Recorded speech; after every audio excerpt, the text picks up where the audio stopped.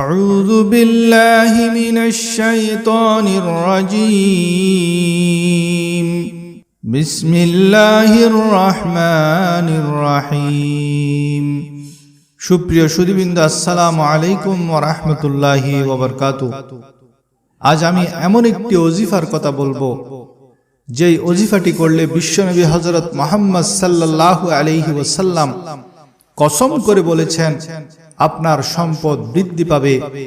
আল্লাহ তাআলা পবিত্র কোরআনে ঘোষণা দিয়েছেন আপনার সম্পদ দ্বিগুণ হবে। এটি এমন ওজিফা যার দ্বারা আপনার ধন সম্পদকে আল্লাহ তাআলা হেফাজত করবেন সারা বছর ব্যাপী। সব ধরনের দুর্ঘটনা থেকে আপনার সম্পদকে আল্লাহ তাআলা বাঁচিয়ে রাখবেন। ওজিফাটি বছরে একবার পালন করতে হয়, আর এর ফলাফল আপনি সারা বছর ব্যাপী ভোগ করতে পারবেন। একদিন হুজুর পাক সাল্লাল্লাহু আলাইহি ওয়াসাল্লাম এই ওজিফাটির ফজিলত বয়ান করছিলেন। হুজুর সাল্লাল্লাহু আলাইহি ওয়াসাল্লাম ফরমান, যে ওজিফাটি পালন করবে আল্লাহ তাআলা তার সম্পদের হেফাজত করেন। এই কথা এক ইহুদি শুনে সে নিজেই ওজিফাটি করল।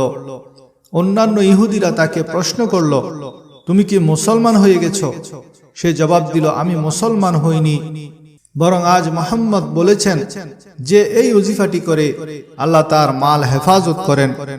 আমার কিছু মাল সিরিয়া থেকে আসবে, আর আমি জানি এই সিজনে রাস্তায় আমার মালগুলি ডাকাতরা লুটে নিবে।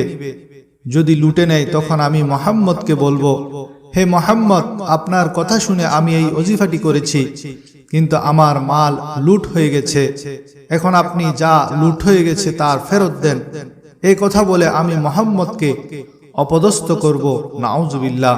কয়েকদিন পর খবর এলো কাফেলার সব মালামাল ডাকাতরা লুটপাট করে নিয়ে গেছে।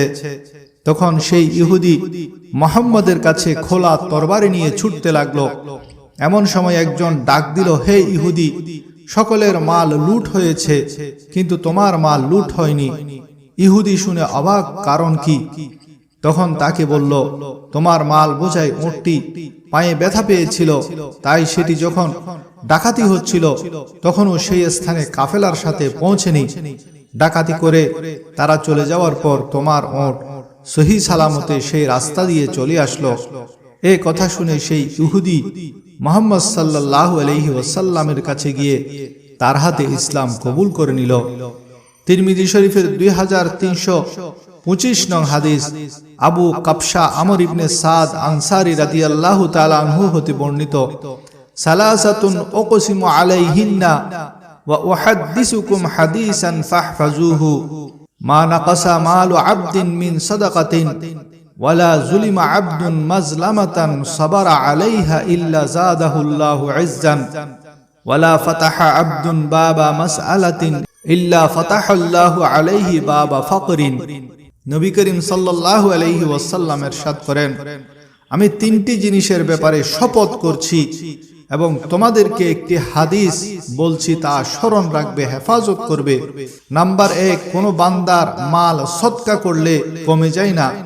নাম্বার 2, কোনো বান্দার উপর কোনো প্রকার অত্যাচার করা হলে এবং সে তার উপর ধৈর্য ধারণ করলে আল্লাহ নিশ্চয়ই তার সম্মান বাড়িয়ে দেন।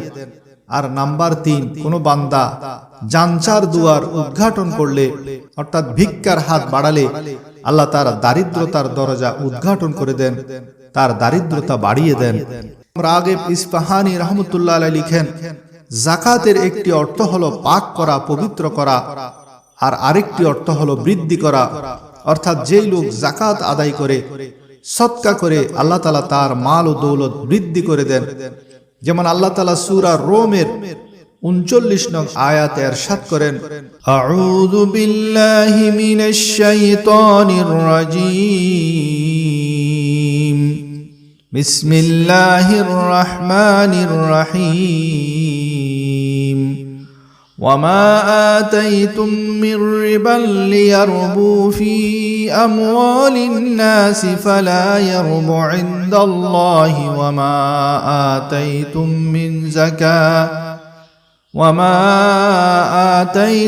من زكاة تريدون وجه الله فأولئك هم المضعفون। অর্থাৎ মানুষের ধন সম্পদে তোমাদের ধন সম্পদ বৃদ্ধি পাবে, এই আশায় তোমরা সুদে যা কিছু দাও আল্লাহর কাছে তা বৃদ্ধি পায় না। পক্ষান্তরে আল্লাহর সন্তুষ্টি লাভের আশায় পবিত্র অন্তরে যারা দিয়ে থাকে অতএব তারাই দ্বিগুণ লাভ করে। সুতরাং এতক্ষণে আপনারা হয়তো বুঝতে পেরেছেন আজকের ওজিফাটি হলো সদকা করা, যাকাত দেয়া। আপনার কাছে যদি নিসাব পরিমাণ মাল থাকে তার 2.5% যাকাত যদি বছরান্তে দান করেন তাহলে নবীজি কসম করে বলেন আপনার সম্পদ বৃদ্ধি পাবে, আপনার সম্পদ নিরাপদে থাকবে। আগামী রমজান আসার আগেই নিজের সম্পদের যথাযথ হিসাব করে রমজানের মধ্যেই যাকাত দিয়ে দিন, তাহলে 70 গুণ সওয়াব আপনি বেশি পাবেন ইনশাআল্লাহ।